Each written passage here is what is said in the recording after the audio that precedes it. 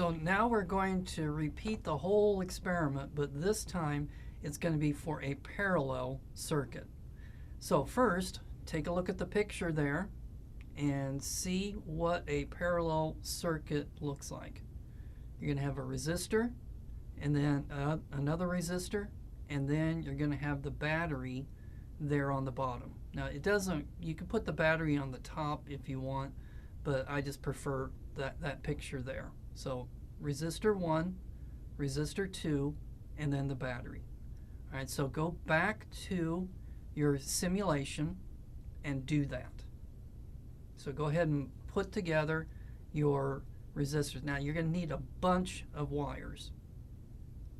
So I would get out more wires than I think I'm going to need and try to simulate that picture right there by using your FET simulator. Okay, did you do it? Pause me if needed. All right, and you should have something that looks like this.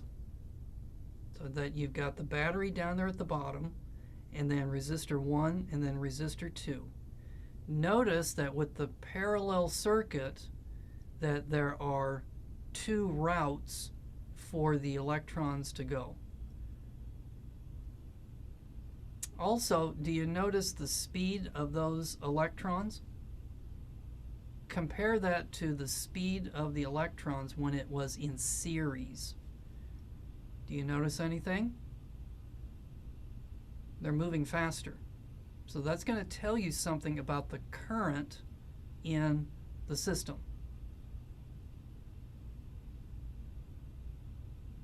All right, so let's do some measurements on this thing. So this R1 is still going to be 10, and R2 is still going to be 20. And the voltage is still going to be 9, so I didn't change anything.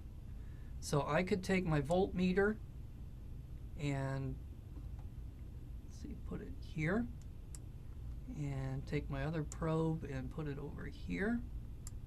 Okay, so that I'm getting a voltage of 9 volts.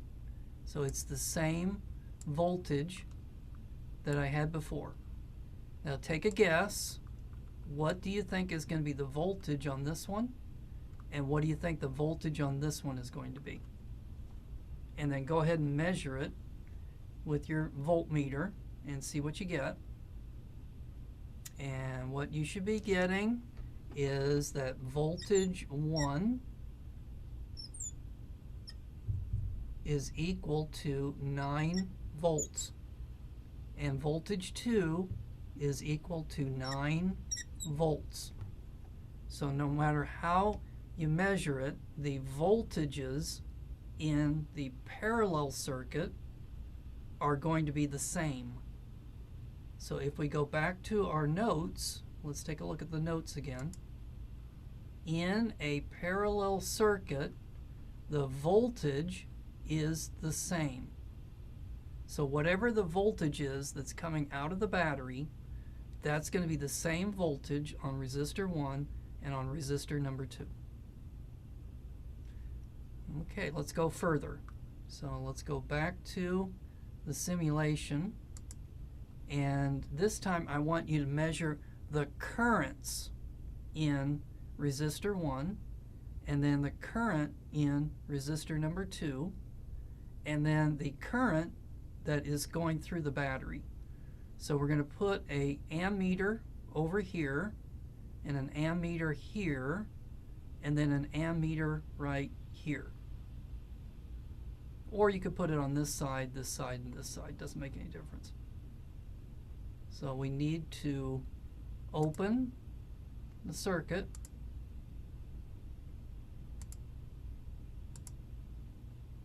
Oh, that's kind of interesting. Look at that. When you open the circuit, there's still going to be a current because the current can go through the other route.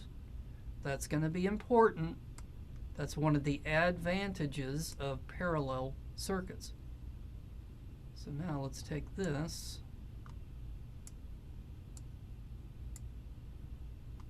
put that one in there. Okay, and then let's open this one up. Let's put this one in there.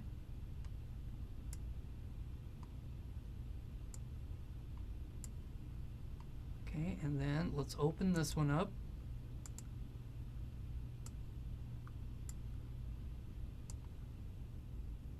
Let's put this one in there. All right, so now we've got current number 1. And I will let you write down the number that goes with it. Okay, you've got current number 2. And then you would also have the total current. So total current. And notice what happens when you add this one plus this one. It should equal this one here. And so if we go back to our notes,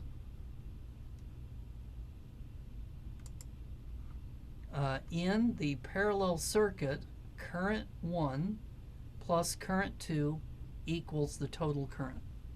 See how it's flip-flopped? So the same, and then you add them here and here. Later, we'll find out why. But for right now, just accept it as being fact. Then you also have, how do you figure out the total resistance? So this time, we're going to take 1 over the total resistance is going to be 1 over resistor 1 plus 1 over resistor 2. Okay, so we're going to take 1 divided by 10 is going to be 0.1. And then 1 divided by 20 is going to be 0.05. And then we're going to add them together. So I'm going to get 0.15. And that's not equal to the total resistance. It's equal to 1 over the total resistance. So the total resistance has got to be 1 over 0.15. And I'll let you go ahead and calculate that with your calculator. So 1 divided by 0.15, that would be the total resistance in parallel. I know, a lot of mathematics on this one. We've gone over the cliff. Okay, but that's how you would calculate it. Now, how would we calculate current 1 and current 2? See, we've got resistor 1, resistor 2. We've got voltage 1, voltage 2. How would we figure out current 1, current 2? Okay, so now we're going to go to this one here. Now we're going to look at the blue column.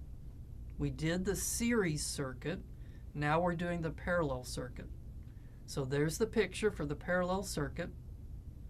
Okay, we've already calculated the total resistance. So, and we've already done part 2. So part 2 says that voltage 1 is the same as voltage 2 is the same as the total voltage. So that's part 2. Now let's go down to part 3. So part 3 says to write Ohm's law.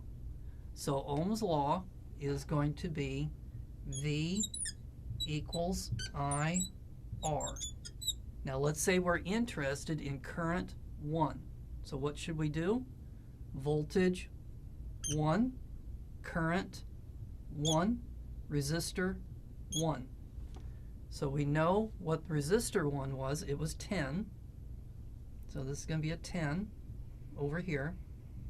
We know that voltage 1 is 9. So now all we've got to do is solve it for the letter I. So it's going to be 9 divided by 10, or 0.9. So this should have been 0.9 amps. Okay, let's try it for the other one. So for the other one, you do it.